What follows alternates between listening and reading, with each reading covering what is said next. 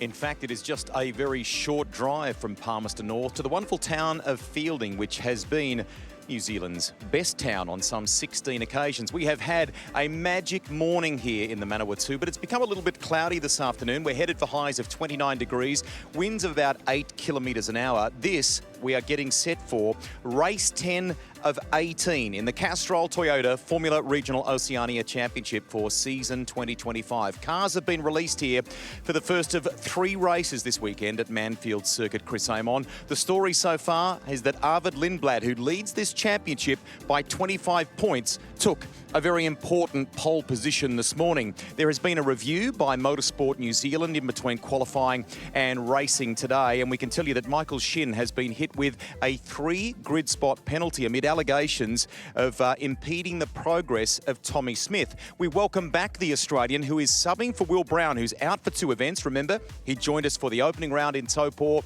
as well as Hampton Downs last weekend. The reigning Supercars champion will be back with us at the New Zealand Grand Prix, hot off the back of the news this week that his teammate at Red Bull Ampol Racing, Brock Feeney, is making the journey across the ditch. That is going to be massive, the 69th running of the New Zealand Grand Prix. For now, though, we're focused on what's happening here in Fielding at Manfeild Circuit, Chris Amon. What can Arvid Lindblad do? Will he extend his 25-point series lead, or can someone make some sort of impact? His main rival in the build-up to this has been Zach Schooler. The opening 2 rounds have been mighty from the Kiwi who won the Tony Quinn Foundation Scholarship, but it has not gone to plan here so far. He has qualified outside the top 10. We'll come back with interviews on the grid. For now, though, let's take a closer look at the track with the driver who's fast become the man to beat.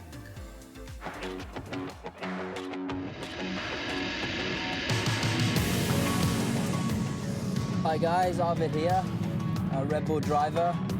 I'm going to take you for a lap around Manfeild. Let's go.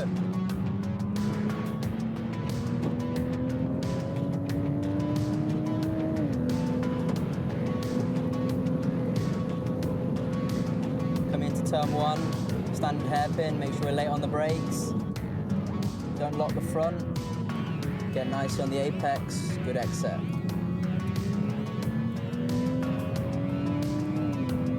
Okay, 2, 3, 4, really important to focus on the line. Nice and late in, get it prepped well, soft brake, and just focus on the exit.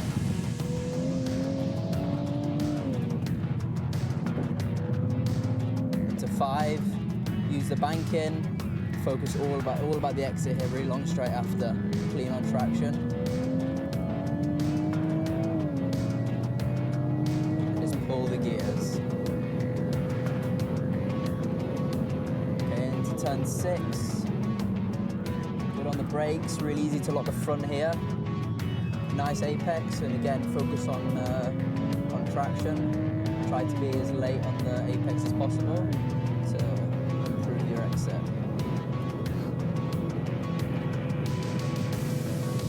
Coming into the last corner, tricky one here. Big banking, a lot of combined on entry, really soft on the brakes, but focus on really early throttle pickup and exit.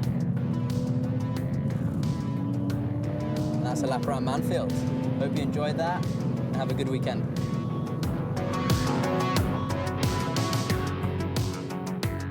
Even when we put him outside his comfort zone with a piece of television like that, Arvid Lindblad sounds cool, calm and collected, doesn't he? We are back on row 11 with the driver who has been probably the biggest challenger to him so far. But this is an uncharacteristic so far in this championship grid spot for Zach Schooler. Out of 11, what can you do here today?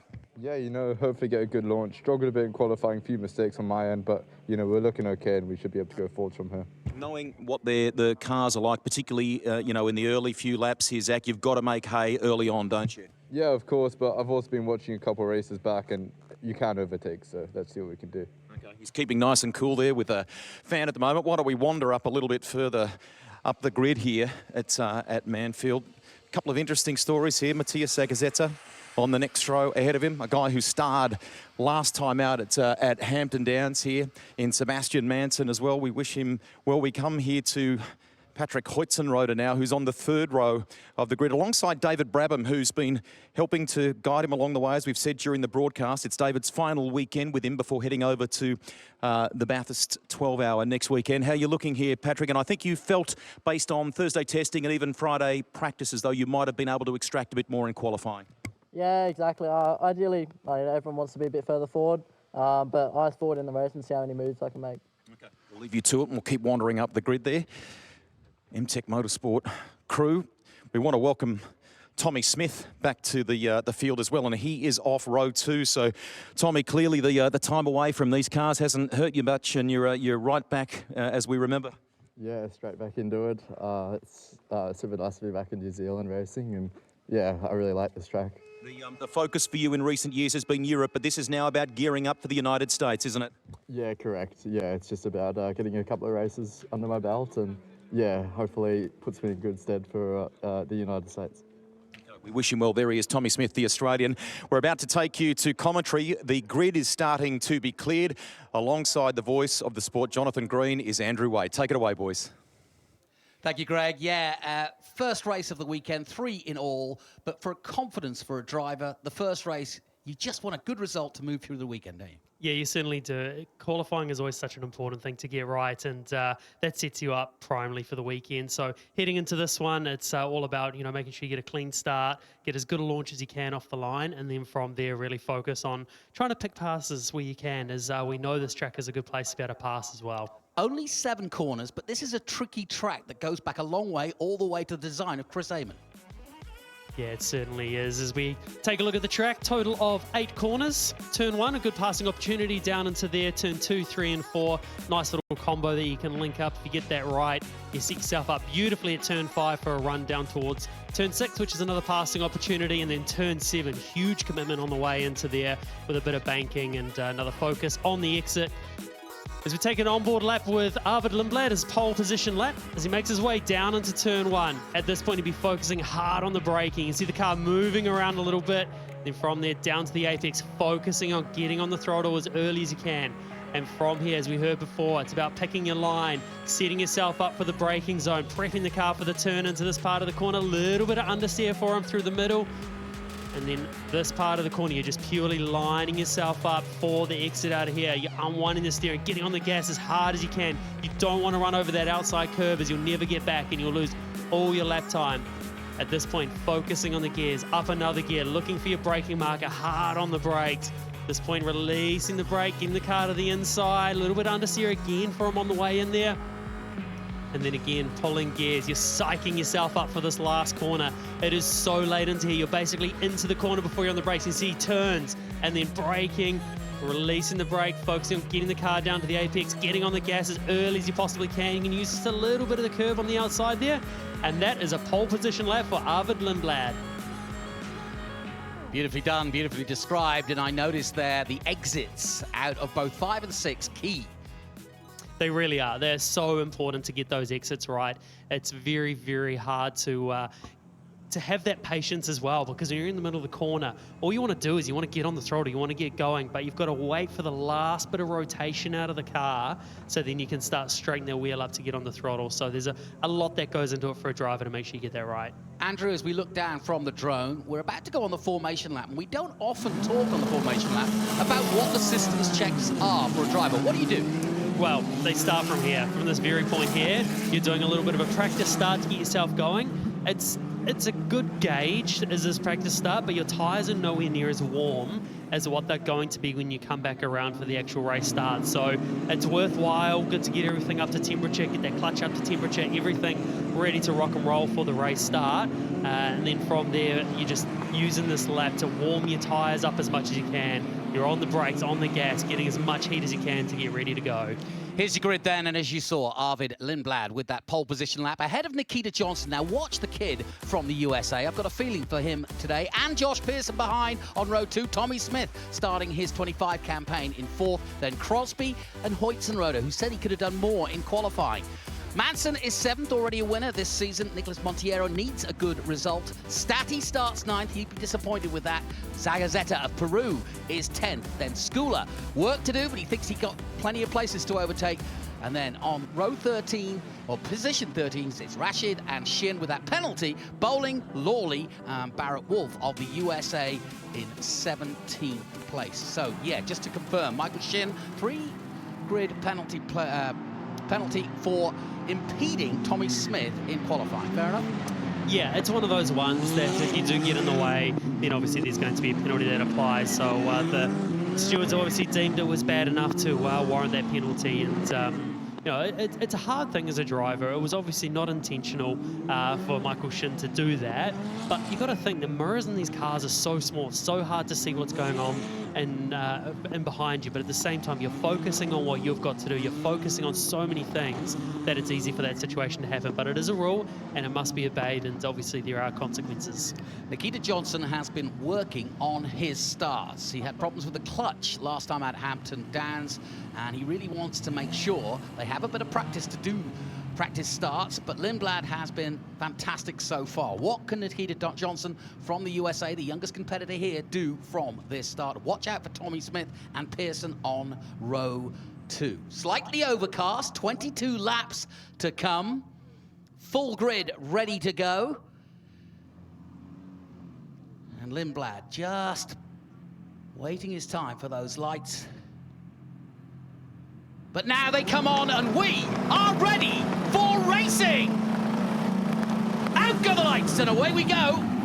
Good start from Lindblad, a better start from Tommy Smith. Smith's already alongside Nikita. He looks to the inside of Lindblad as they dive down into the first corner. Tommy Smith trying desperately to get into second place. Nikita Johnson's going to have to go around the outside, and he does so, but now grabs second place. Tommy settles for third, Pearson fourth. Good job by Johnson there to redeem that second position. Thought he was going to lose it on his way in, but he ran around the outside and set himself up nicely to see a few of them sideways out of turn 3 there. Ooh, a bit of a lock-up there by Pearson as he makes a move on Tommy Smith. The American squeezes the Australian slightly wide. No respect there as Pearson says, out the way. That's an opponent of his next season. Yeah, that's a bit of a tough one for Tommy Smith there, getting caught on that outside. As soon as he get on that curb on the outside, he'd naturally just fall over the back of it being off camber. So this has really put him in a bad spot here. Moved down a few places now under pressure from Sagazeta and Crosby. Yeah, so poor old Tommy Smith lost out there, and Friel starting to spread out quite quickly. And Huizenroda also making a move now on Pearson. Another lock-up on the inside at the last turn. But everybody safely through. Bowling with work to do from his position.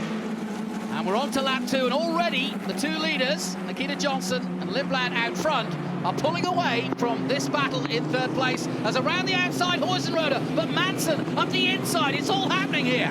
Nice dive by Manson. Is he able to hold on to it? It's going to be hard because the inside line on the other side, and Tommy Smith now up the inside as well. Smith got a third and a fourth here this time last year, so he knows the track and likes the track, but this is his first round. Now Crosby up the inside of his countryman. And Sagazeta just taking to the grass for a second. There's that curb again, once again on the outside. As soon as you get caught out there, there's nowhere to go. Manson there, that was a good dive up the inside, but just wasn't quite far enough up ahead, so unfortunately went from nearly gaining a position to losing one. Shin hasn't gained much from his position of starting. Made that mistake. Lindblad sets the fastest time at 108.7 early on in this race. Still a long way to go. There's Statty. Showed really well, did the young Kiwi motorsport driver from Australia, from Perth, and got top of the times in a couple of the practices, but he struggled in qualifying itself. Popping out on the inside, Skula said he could make up some places, and he's trying on Monteiro from Brazil.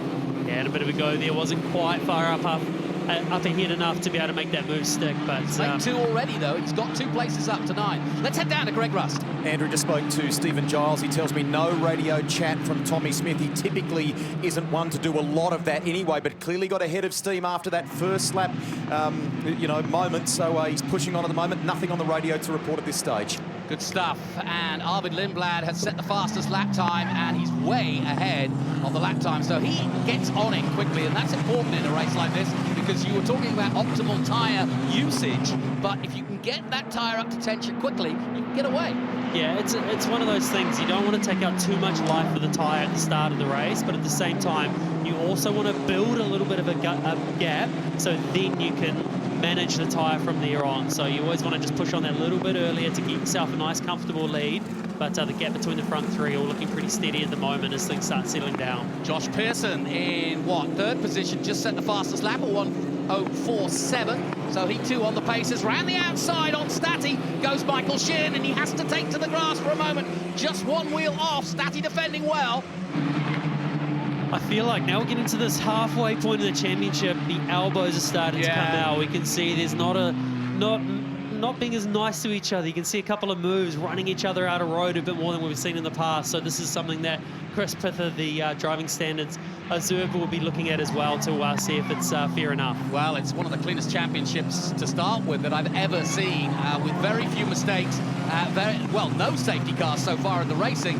And yes, I agree, the confidence starting to build, and now everybody getting their elbows out as their confidence builds. Yeah, well, from here on out, everyone's starting to know where they are in the championship and know what goals they want to set themselves to where they want to be. So this is where it starts getting a lot more aggressive, the second half of the championship. And again, Scholar there did a bit of a lock-up down into turn number 6 there. So we saw that in qualifying for him as well. So he's clearly struggling a bit with locking. So it's something, that's one of the things, especially a circuit like this, you need that braking, that confidence under braking. If you don't have that, it makes things a lot more difficult, and you don't get that exact braking technique that you need right because you're nervous and pressing it too hard. So it's nearly a snowball effect in the wrong way.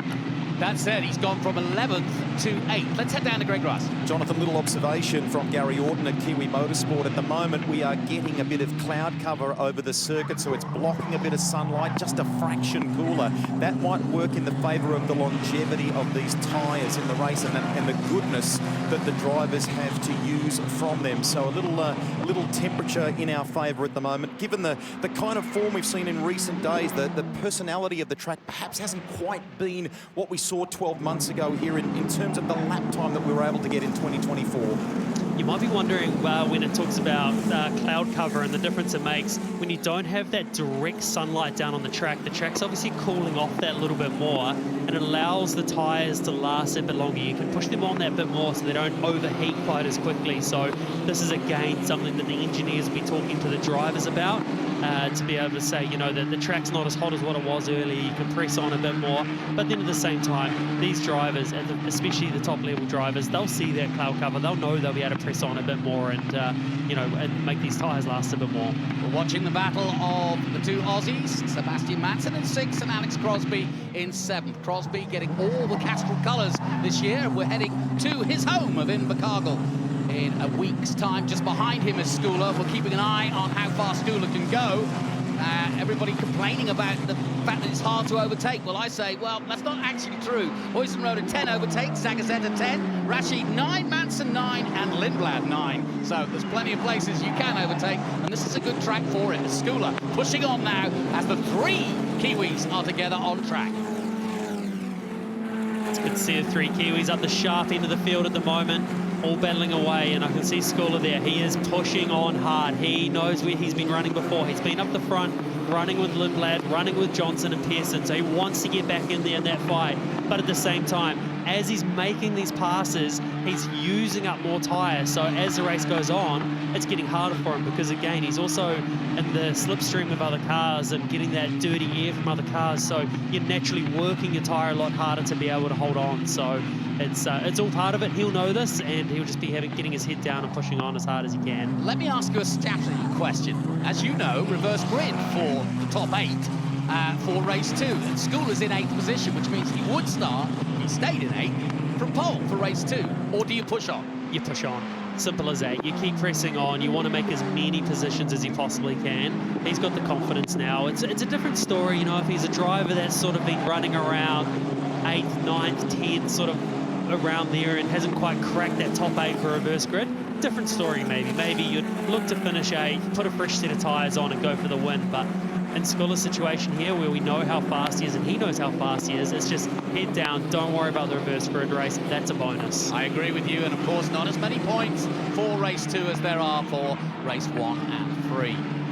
Skula's been an amazing story throughout the season so far. He's had 4 podiums wins out of 6 races in his lead up to this race. And I think surprised himself. He's never driven this car until he got to Taupo. So, you know, he's only done F4 and karting before that. So pretty impressive. Super impressive to be able to come into this championship and be as quick as he's been. He's doing a fantastic job, and obviously with the Tony Quinn Foundation Scholarship as well, that's obviously, they've recognised that, and that's why he's got that on the side of his car, because he's certainly doing a fantastic job and worthy of that scholarship. Yeah, and he won that money competing against a shootout with Crosby and Manson, so no mean feat, and he's proved, because he's higher up in the championship, that it was worthwhile for him to win it. And right now he's trying to make as many places as possible. He's 8th at the moment. Manson through turn 1. Crosby behind him. Then Skula, Montiero, Stati still in the top 10. Shin just outside in 11th.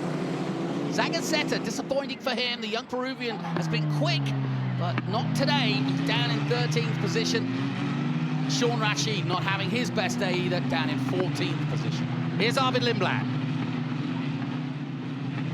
Just on another fastest lap, a 1:04.3. And you know what? I agree with Rusty. He's as cool as a cucumber in any situation. Doesn't matter if he's got a television camera on, he can still do it.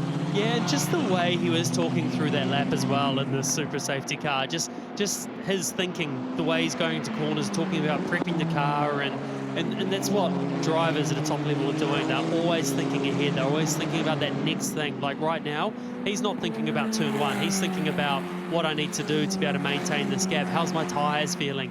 What do I need to do to be able to stay in this position? There might be a safety car at some point. I don't want to press on too much. He'll be asking the engineer, what's my gap? It's all these sort of things. But as you're coming around here as a driver, this is the part that you just, you know, there's different corners like this where you've got to work a bit harder on the car and just be as fast as you can without stressing the car too hard. Well, he's had an interesting lead up to this as part of his Red Bull Junior program with the F1 team. He's been working with David Coulthard in the demo car, kind of doing donuts and having some fun. So he has kind of got his hands on a Formula One car, but this is a big season for him. He moves to Campos and F2 straight after this championship, but this couldn't be a better lead up to that championship. It's just that snowball effect as well. The more confidence you get, the faster you get. And Manfeild here is a confidence track as well under brakes. So the better you get at that, it just keeps getting better and better. And as we can see with him at the moment, he's just starting to pull that gap even more. Again, fastest lap on the last lap. He comes across the line again for this lap. Does he go any quicker? Not this time. He's on the pace, that's for sure. But he's extended that gap again. Yeah. He's made it even bigger. So it's over 2 seconds now. Yeah, and that's the thing as well. Now Johnson's under pressure as well. This helps Lindblad as well, because that gap's growing up just that little bit more. And as we see their paces starting to put a bit more pressure on Johnson. 2 young Americans of 5 Americans here this season. Nikita, the youngest, at 16. Josh Pearson, 18. One of them going to Indy next. That's Pearson, the man you're looking at right now. And Nikita Johnson off to Great Britain and GB3.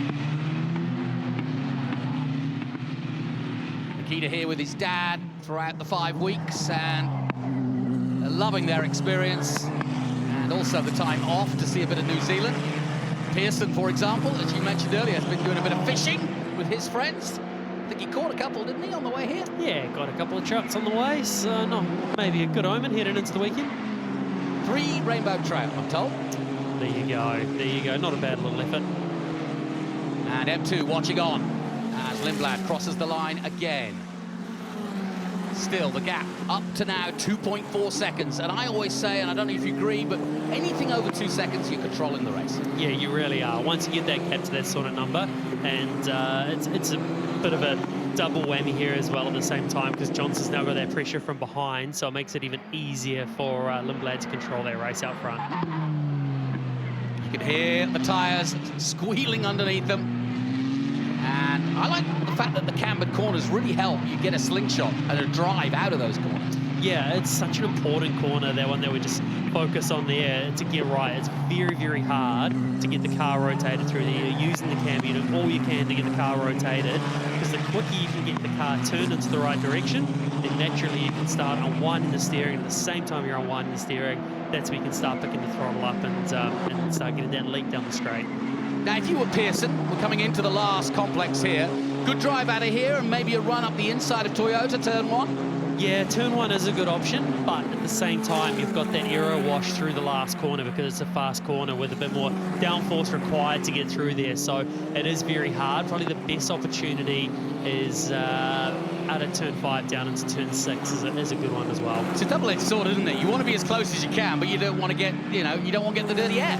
Yeah, and at the same time, you've got to sort of sacrifice yourself just that little bit more. You've got to really hustle when you're up behind another car and commit to that throttle just that touch early. You've just got to remember the horsepower is the same between the two cars. It's all so even that it just makes that a bit harder. And, with drivers of this caliber as well, it certainly makes it tough to be able to get past. Well, there's no doubting the class of the field. Arvid Lindblad is now 2.8 seconds after 13 laps of this race. There are, 19 drivers in the Red Bull program. He is one of the juniors of 15. The other 4 are all race drivers.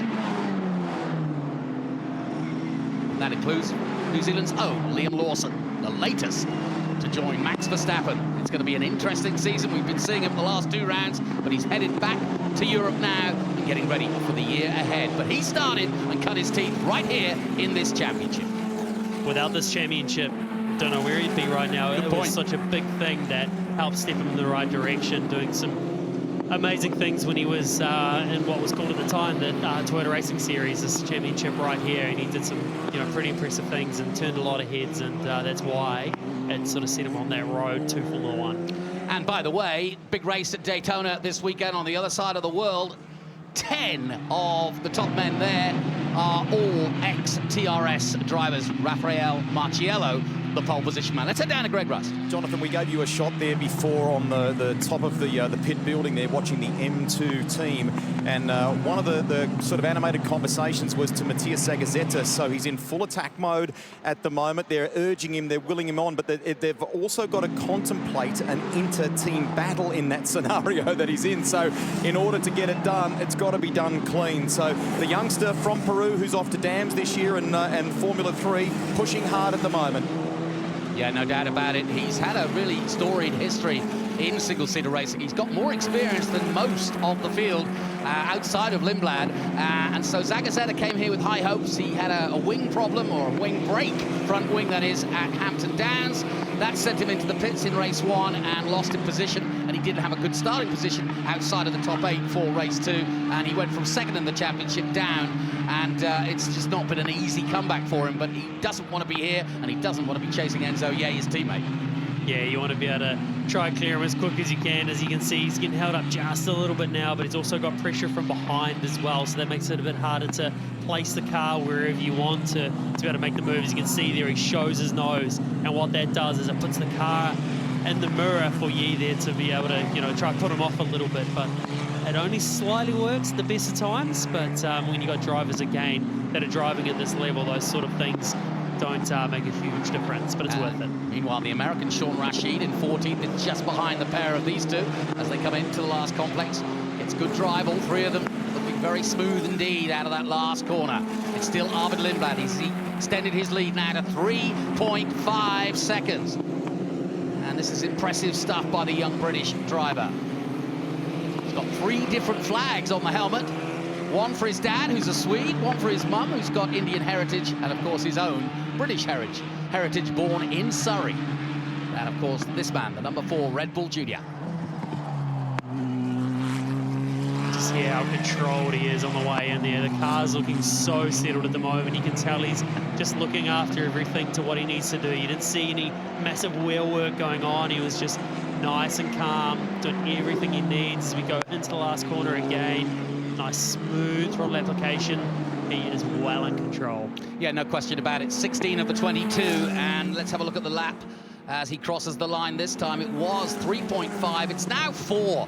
4 seconds he leads this race, and Nikita Johnson, try as he might, just can't get on the same pace, and he's got his own world filled with Pearson in his mirrors, because Pearson wants to get on the podium, if not 2nd place. Both the Americans are due a win, if not another podium. Both of them have been on the podium at Hampton.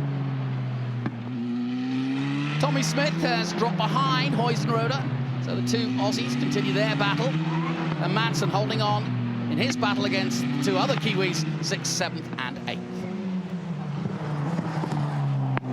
No change further down the order. Zagazeta still to get past Enzo Ye. Well, this has been a superb performance, and Arvid Lindblad has taken the fastest lap down to 104.2 now.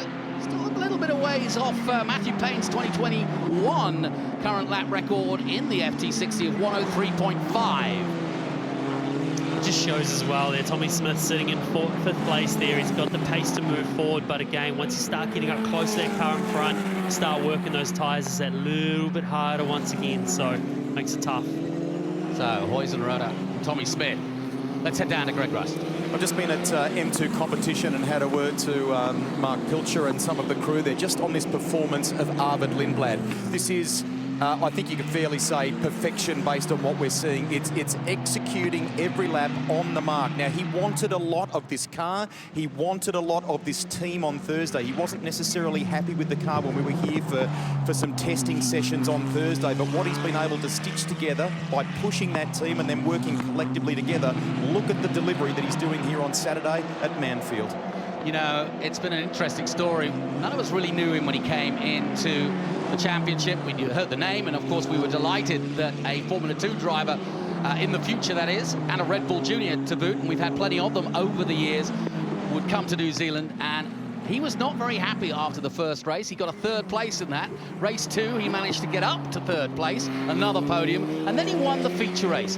Back-to-back that with Hampton and race 1, got another win there, a third in race 2, and then another win in race 3. So the man hasn't been off the podium yet. No, it's an impressive effort, and as I sort of spoke about at the last round, just the way he sort of kept improving too, every time. So from round 1, he could have easily been rattled then when he was sort of, he came here to win. He basically told us he's here to win, and he wasn't winning out the gate. He was sort of running in that top 3, and you could see how focused he was on what was going on. It was, we just see how the commentary that position was Enzo Ye, just out of our commentary position. Sorry to get excited, but that was right in front of us. But Enzo Ye just getting not wide there, and finally, here we go, Zagazeta making the move. Look, here we go. Oh, so there's just a lock-up from Enzo Ye up the inside there, and round wide. Good awareness there from Zagazeta as well to just keep the steering open, let Ye go through, and then duck under the inside. So case of a Ye now, yeah.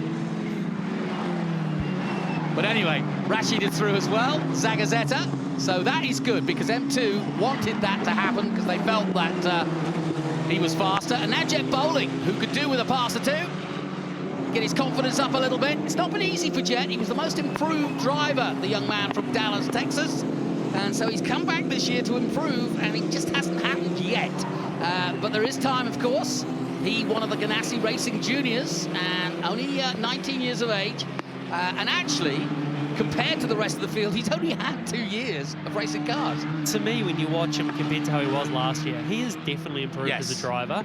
I think just the level of competition goes up every year, and then what that does is it makes, and he probably doesn't feel, he's probably getting frustrated going, I'm not getting the results, but when the level keeps lifting each year, he's just lifting at the same pace as that. So he's doing a great job. He is improving. But, and it's being noticed too, you know. I mean, Ganassi on the side of the car, Bullhorn, one of his own personal sponsors that he's picked up. So, you know, he's making away. Bell Helmet's also contributing. You know, it's things like that that give you the confidence to know that when people are behind you, then you've got to deliver. Yeah, you don't end up with those sort of stickers on your car for no reason. So he's clearly got the talent, and the rate that he's improving, he's doing well. So then, we're getting down to the nitty-gritty of this. 21 of the 22, with no question, unless Lindblad has something go wrong, everything is going right. 5 seconds the gap as Enzo Ye just locks up into Toyota, and that will help Bowling if he's going to make a move on this last couple of laps. But Lindblad is flying. 5 seconds, here he is into Higgins. Smooth as you like with the throttle, isn't he? There is no better feeling in this. Being out in front of a race, not having to push 11 tenths to be out there, to be able to control in this way. Nothing beats that feeling when you're in this situation. Absolutely superb by Arvid Lindblad as he comes to the line. The last lap board is out for the young Brit. 17 years of age, and surely on the fast track. He came here to get super license points. We all believe that he'll have the 440 by the time he leaves these shores, and that will put him in a great reserve position if any of the top 4 drivers in Formula 1 can't perform for any reason. then he will be ready. And we don't need to tell you what has happened at Red Bull in the last year with Perez, Lawson, and so many others in that mix, including Colapinto. But now, remember this name, Arvid Lindblad, because he is in that mix now. He seriously is. To be able to come here and do what he's doing in this championship has been super impressive. To see him navigate his way around turn 6 for the last time. He'll be able to see the cars as you're exiting a corner, they're coming into it. You know you've got this nice big gap. Yep, here he comes down the back straight, and he's just absolutely pulverized the field. This has been a masterclass. A little bit of Manawatu magic as Arvid Lindblad takes the checkered flag in style. Well done. Well, Manfeild has seen some great races, but that was a really good performance of control, style, and excellence. Yeah, that is textbook. That's as good as it gets to see what he's just done there. As Schooler there, he's had another little go at Alex Crosby's. Clearly had the pace there, so it'll be interesting to see come tomorrow when he's able to have a reset with qualifying. And at the same time, he will be on pole position for the reverse grid race. So some other good stories for you. Yes, I was going to say that one is one of them. Zach Schooler on pole, and interestingly enough, Crosby will be alongside him. But Nikita Johnson and Pearson both on the podium, the two Americans, as they were at Hampton Downs. And so we've got some good stories. And Hoysenroda starting to show now and beating Tommy Smith in the end there. Manson top 6. That's more like it. What can you say, though? Even the start was absolutely perfect. Right from that word go, he nailed the start, got into the front, and then just controlled from there. Check on the results then. Another win for Arvid Lindblad and Nikita Johnson of the USA in second, Pearson in third, also of the USA. And then it's Australia's Hoysenroda and Australia's Tommy Smith back in the championship. Sebastian Manson of New Zealand holds off fellow Kiwi Alex Crosby for 7th. Zach Schooler is 8th. Monteiro of Brazil 9th. Nicholas Stati 10th. And Michael Shin 11th. Further down, Matthias Zagazeta did get ahead of Enzo Ye, and Sean Rashid went with him. They got 12th, 13th and 14th. Jet Bowling 15th. James Lawley and Barrett Wolf. Let's take a look at the highlights, and as they left the grid, it was a good start from Tommy Smith. He went right up the inside. Nikita Johnson had to go round the outside. Pearson saw an opportunity too, tried to make it happen on the inside of 5 and nerfed young Tommy out of the way. But then it was wheel to wheel. Hoysenroda and Pearson, they went at it. Little lock-up from Jet Bowling. Some great racing early on. Meanwhile, while everybody else was battling, Arvid said, thanks very much, and I'm off. And he took off. 2 seconds, the gap in just a few laps' time. A little moment for Zagazeta as he went grass tracking. And again, more lock-ups. Lawley involved this time, just behind Rashid. Up the inside went Stati on Shin. Shin not able to make up any positions, just knocked wide there, but Arvid, as you could see, by mid-race was flying. And 3 seconds went to 5, and then it was just a battle for Nikita Johnson to hold off Pearson in the closing stages. Tommy Smith, a good return to racing for the young Aussie, who's going to be racing in America next year. But there was no one going to stop the Red Bull Junior that is Arvid Lindblad.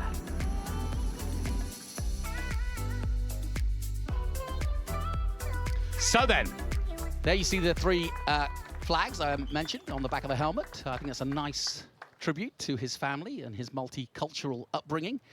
And yeah, we're getting to know him. And he's a super kid. I wish him well. And he really does represent Mr. Horner and Mr. Helmet, Marco, very well. He certainly does. Bring it home in P1. It's certainly impressive one. And off to thank the team. Yep. Great job. They're stoked. And as soon as he's done that and getting the handshakes and everybody else, a quick chat, he will go and join Greg Rust. Jonathan, you can hear the applause, the camaraderie from the M2 team. Arvid, come on in. The words that the commentators used was masterclass. Was that perfection? Was there more that you are still wanting from the car? Because it looked like the execution could not have been any better. Congratulations. Yeah, thank you. No, it felt good to drive, and I was really comfortable in the car, and the team, yeah, they gave me an amazing car, and I was able to do the job. So really happy with the result today. I think the pace was really strong, And yeah, it was great fun out there and looking forward to tomorrow. The M2 team tell me that on Thursday you worked through quite a list of what you wanted from the car, and together, collectively, you worked to improve it. You're pushing each other. I mean, this is a part of the story in why you have just had the result you have. Yeah.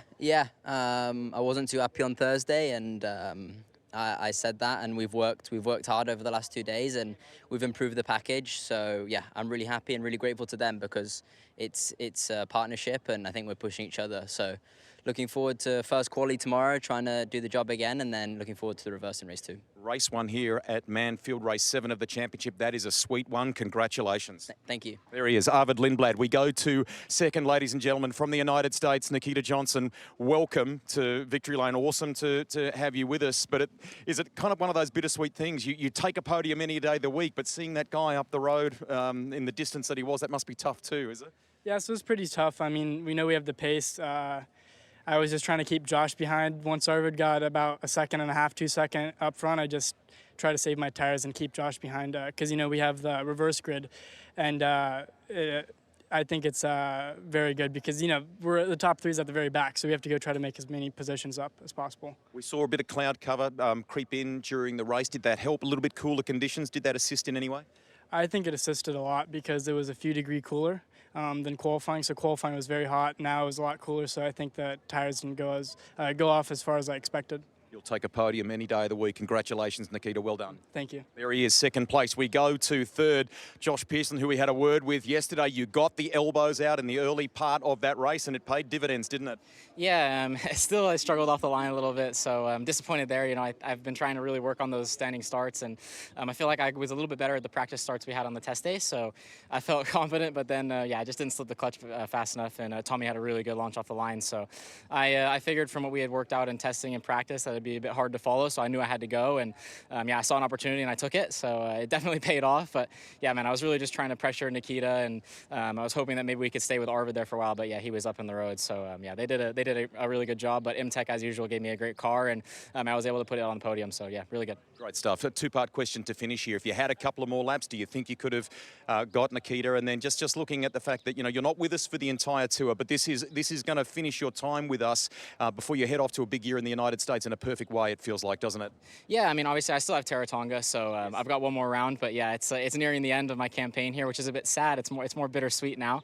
I've really enjoyed the series so far, and I've had a great time, so definitely learning a lot. You know, the qualifying pace has been super strong, so hoping to just make those next steps before I make the jump back to the States. But for sure, I think, you know, it would have been difficult to get close to Nikita. I could get like within a second and maybe a little bit closer sometimes, but I just couldn't quite get that last little bit. So they did a great job. You know, hats off to them. I was giving it all I had and just couldn't quite get close enough. Smile speaks volumes. Congratulations. Third place today for Josh Pearson. We are about to move into our Race 1 podium presentation for the Castrol Toyota Formula Regional Oceania Championship. The trophies today, we are delighted to say, will be presented by the former CEO of Toyota New Zealand. Welcome back to Alistair Davis. Thank you for being with us. Ladies and gentlemen, in first place today, representing Great Britain, Arvid Lindblad. Congratulations.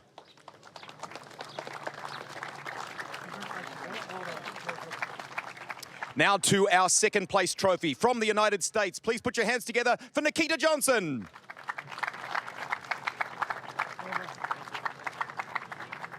And it's been a good day for the US. Third place today, please warm your hands for Josh Pearson. Congratulations, third.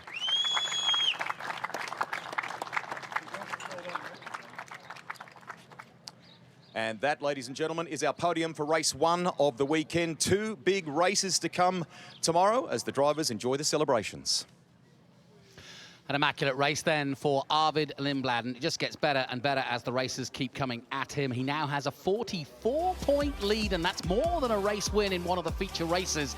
So really impressive. 199 to 155. Schooler, though, helping himself with that 8th place and a pole for tomorrow. Nikita Johnson closes the gap, though, 147. Likewise, Pearson on 142. It's starting to take shape. Huizenroder on 126. He's not out of it. Sagazeta likewise. Then it's Will Brown. He'll be coming back for the Grand Prix in 7th. Manson on 103, then Shin, Rashid and Enzo Ye in 11th place. Further down, Alex Crosby on 60. Jet Bowling now moves to 48, and he's equal with Nicolas Statti, his teammate. That'll be fun. 13th and 14th, Montiero, Barrett Wolf, and James Lawley from Canada rounds out our